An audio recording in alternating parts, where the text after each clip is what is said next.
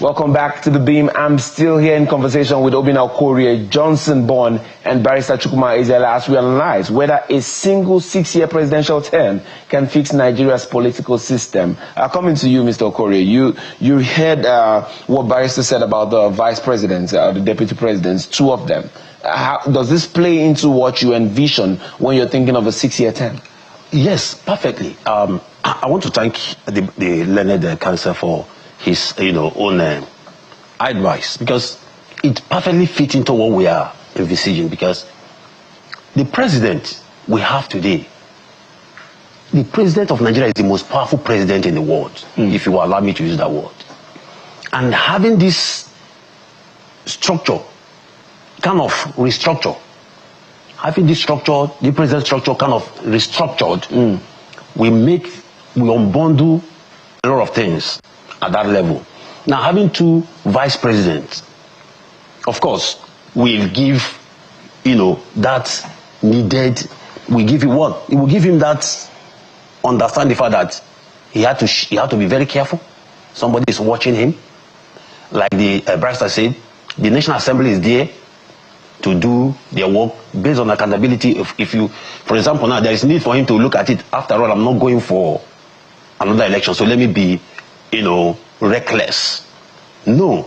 So, but you see, the question then becomes, what if he now has his friends in the parliament? Okay. How do you checkmate that? Okay. Because we are seeing a place in which the presidency and the parliament are practically in bed in many situations, right? Okay. Now the question then becomes, how do you stop him from being an authoritarian for 6 years if his men are still the men who are in parliament? Very good question. See, you understand the roots, where this initiative is coming from.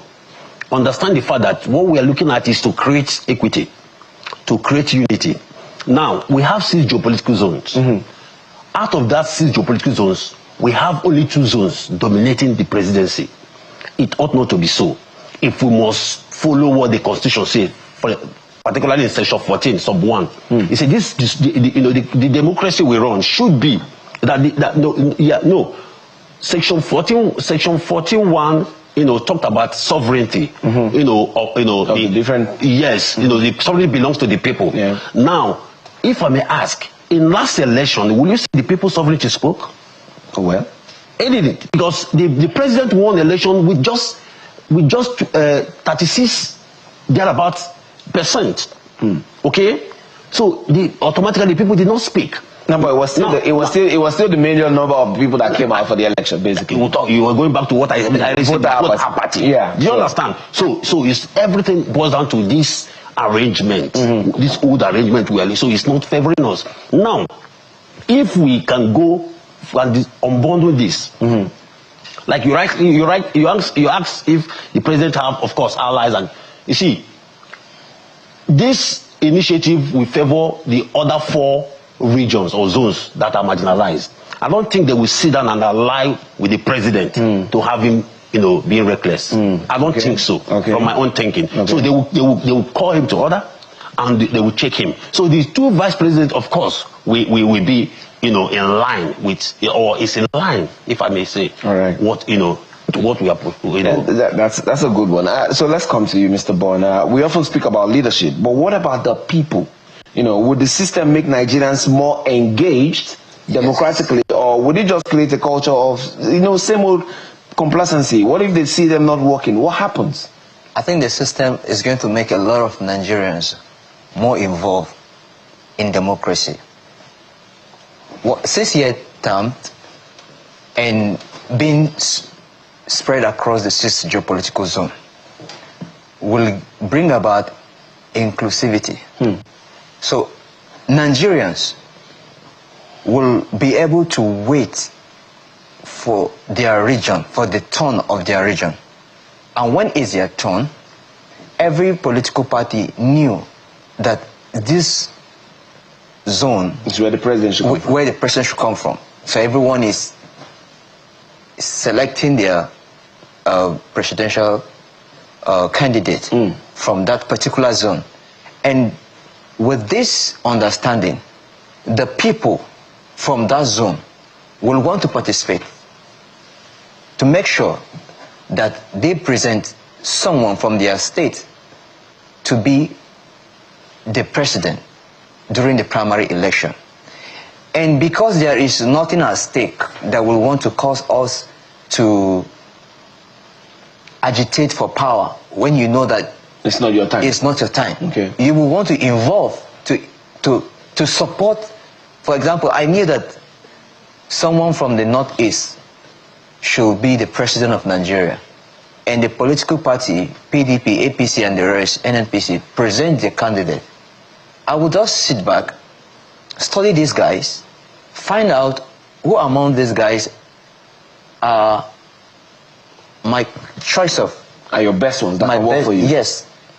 What I'm just going to go there do is to go there from my heart and vote. All right. And I'm not the only one. Every other person will involve. So it will make people to just want to vote for voting's sake. Vote for the betterment of Nigeria. Right. Vote to make sure that we achieve that unity that we're yearning for. Nigeria is a united country, but our democracy right now, because of the way it's being structured, is disintegrating this country. All right. Okay. Let me come to Barrister. Barrister, it's beautiful what we're hearing when it comes to the way it can include people. But let's talk about good governance. And some believe that, hey, reforms should just focus on the tenure of leaders. But others are saying we need to strengthen institutions. You know, so what would it be? The 6-year tenure, strengthening the law, making sure that everybody works in coherence to ensure that the nation walks forward. How do we retweak this?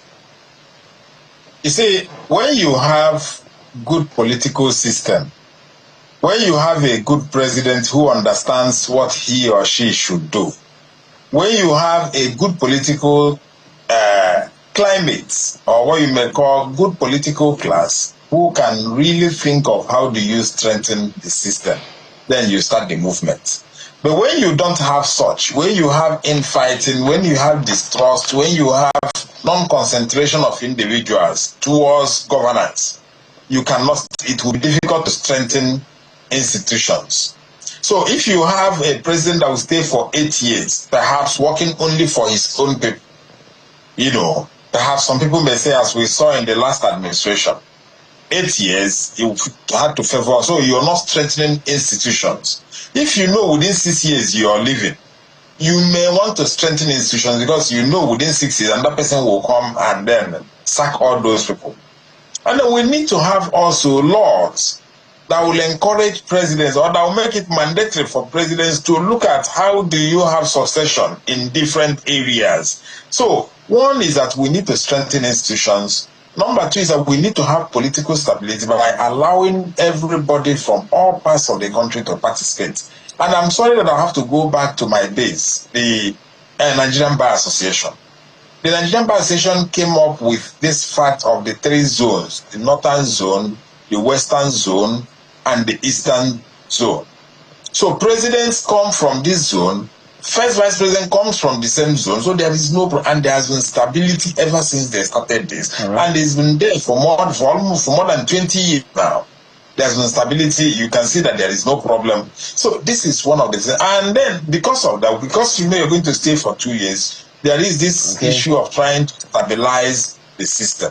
So I guess that is where we should be at this stage. And how do you also stabilize systems? If you think of, for instance, you want to hire somebody as the Chief Justice of Nigeria, it must not necessarily be the most senior. You can have an interview that the whole world, we see how it's done in Canada, we see people who look at it. All right, Barrister, we have to go. We have to go. Thank you very much. I love the input. I must thank you also for coming. We've had Mr. Obina Okorie, Johnson Born, and then Barrister Chukwuma Ezeala. I want to thank you very much for your time and insight. Thank you so much.